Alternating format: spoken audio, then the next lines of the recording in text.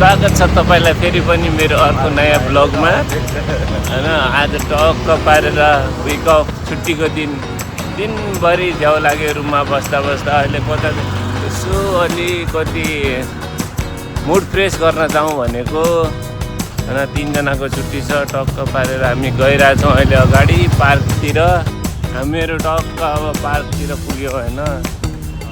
बिचको बाटो देखाएन, धेरै लामो हुन्छ भनेर, त्यही भएर गरेन। अब टक्क हामीहरू पार्कभित्र एन्ट्री गर्छौँ। आजको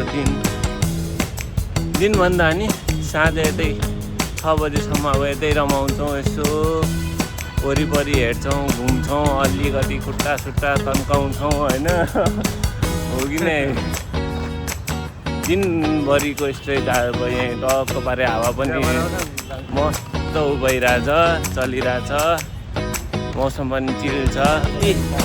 ताल छ, ताल पनि रानी पोखरी मस्त छ।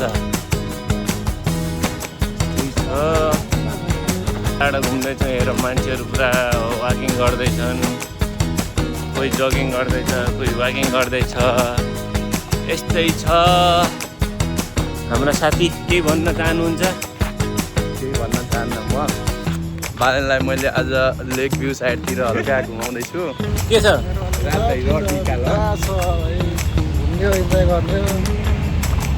माछा मारेर माछा खानुपर्छ है, तलको है यस्तै हो। हो आज माछा खाइदिनुपर्छ ल, यताको मारेर भनै हो। अब यहाँ त कहाँ माछा मार्नु होइन।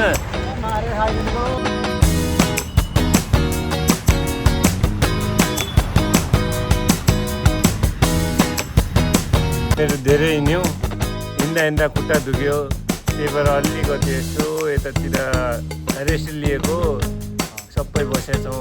खुट्टा धेरै दुख्यो, धेरै दिनपछि हिँड्यो नि त त्यही भएर। थ्याङ्क यू आजको लागि यति। सेकेन्ड भिडियो हो, धेरै छैन, आउँदै गर्छ बिस्तारै बिस्तारै। Thank you. ल।